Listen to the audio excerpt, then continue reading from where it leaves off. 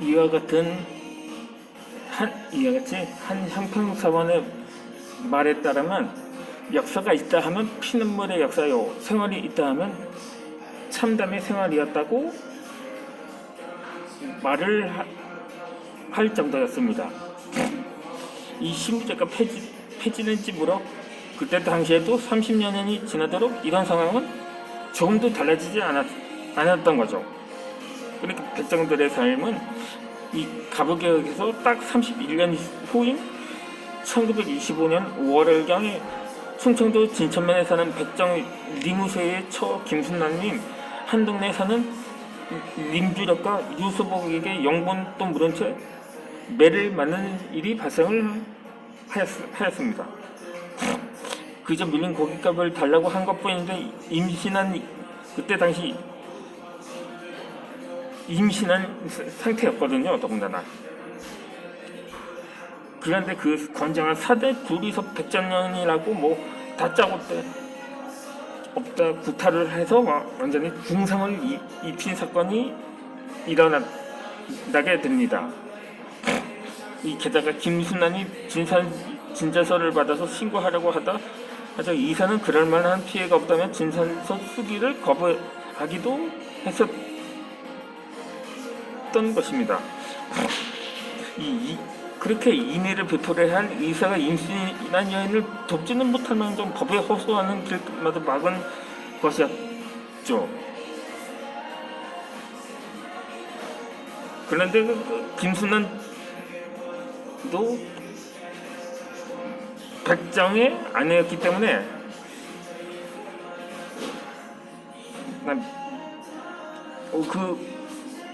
처 역시 백정 신분으로 전락했던 거였죠.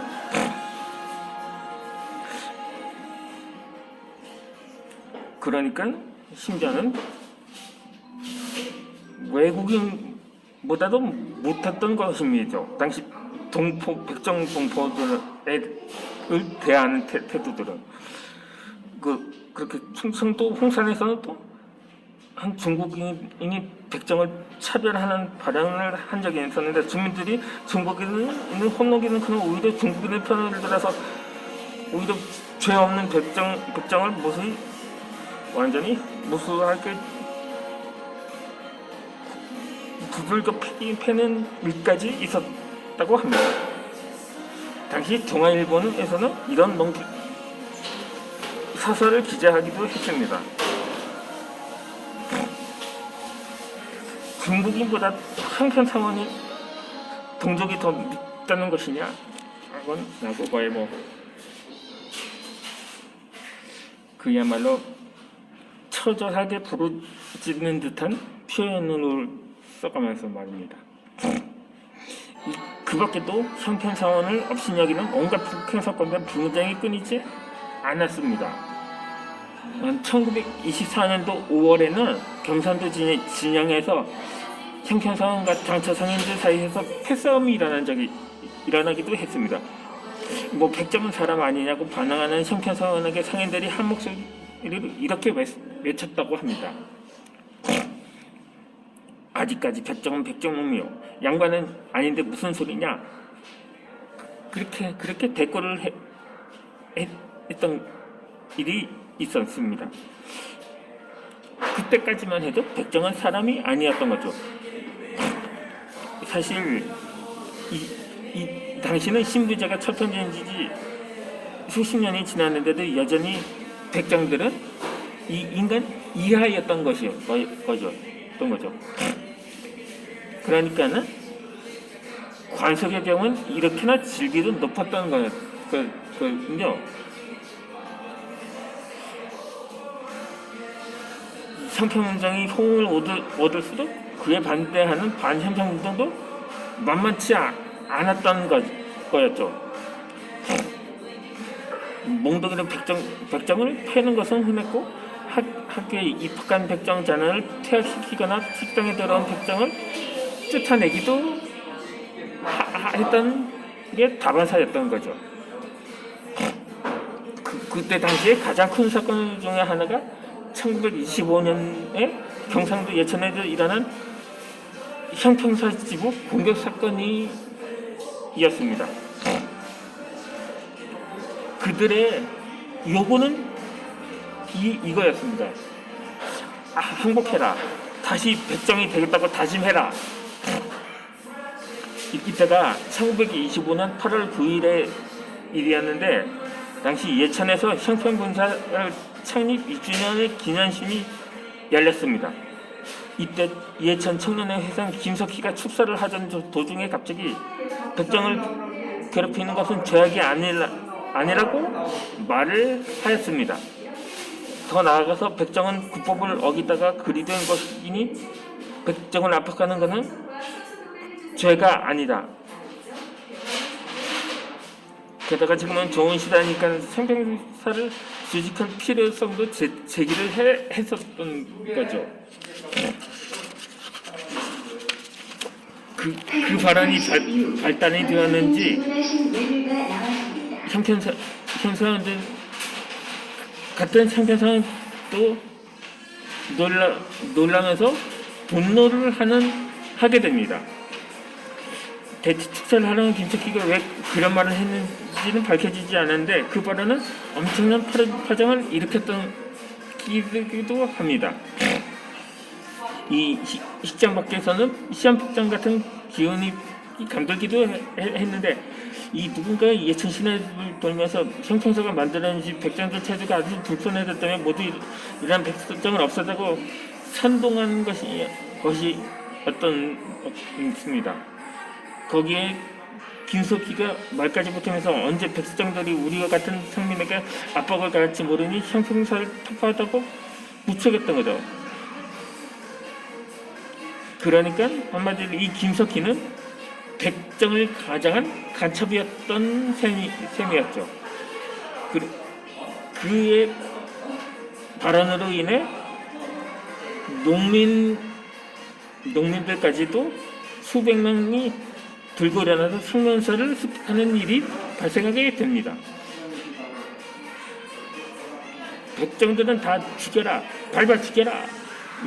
이런 식으로 이 시위대는 무자별 구호를 외치면서 이 거창한 형평사원들은 폭행하고 가옥을 부수게 됩니다. 이러한 폭력 사태가 이튿날까지도 계속되었는데 그렇게 일시적으로 물러났다가 이들은 다시 형평운동가 장지필과 백정인 이소를 잡아내서 폭행을 하게 됩니다. 이 장지필은 백정 출신으로 일본 메이지 대학까지 다닌 엘리트였습니다. 그러니까 이게 20세기가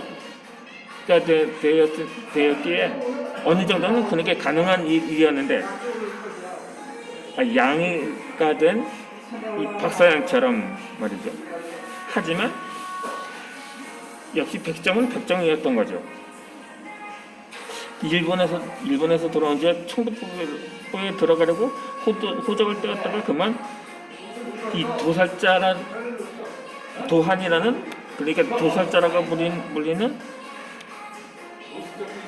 이 글씨를 보게 되는데 당시 백정들은 양반들과 호적이 달라서 선명하게 직업이 드러나 있거나 피처럼 붉은 점이 찍혀서 있었던 것입니다.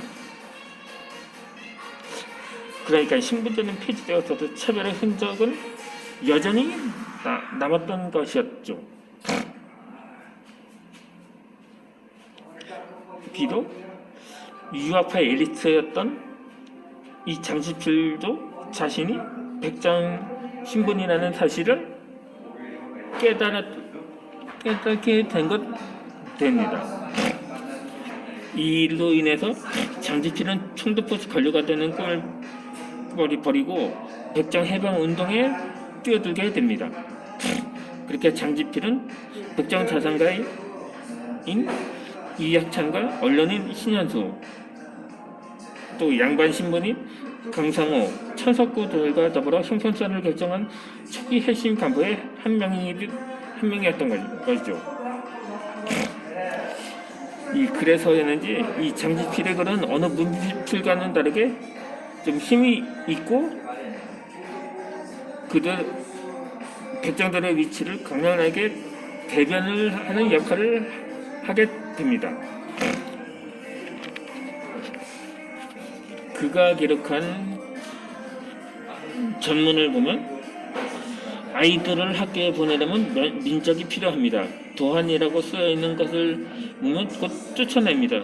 그러면 우리는 대대손손이 기막고 벙어리가 된다는 말입니까?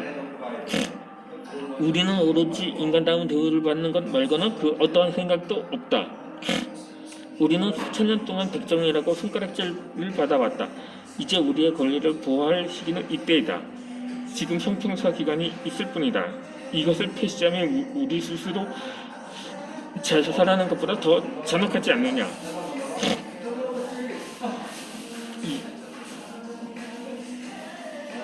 그런 식의 저항을 하던 장지필은 결국 만신창이가 되어서 중상을 입은 채 병원에 실려가는 시세가 되어버립니다.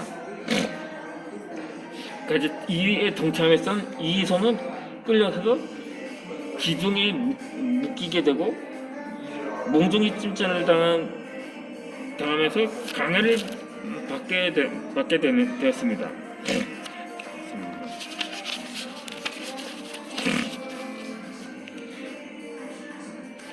바로 그거 앞서 말한 그 한마디였던 거죠. 그냥 백정으로 돌아가라고 말입니다. 그렇게 결국 백전 신분으로 되돌아갔던 그렇게 해서 이소는 얼마나 마음이 무거웠던지 모릅니다. 이제 겨우 사람 잡게 상대했더니 그 작은 숨음에서 한순간에 무너져 버렸던 거죠. 그러한 광기는 온 지역 전체를 휩쓸었는데 그것이 며칠 동안 이어졌고 우리가 그 군중대가 수천 명이나 달아서 형편사원의 집을 부수고 그냥 다치는 대로 그 사원들을 폭행하는 일이 발생했던 거죠. 형편사원과 그 식구들에까지 표적이 되었는데 그러다 보니까 완전히 산과 들로 피신을 하면서 화전민으로 살아가야 했던 거죠. 결국 그래서 폭동은 일단락이 됩니다. 그래서 그에 대해서 한 언론사인 당시 동아일보에서 1925년 8월 16일자 칼럼에서는 이렇게 말을 하는데 이는 조금 장문인으로 이어서 설명을 해드리도록 하겠습니다.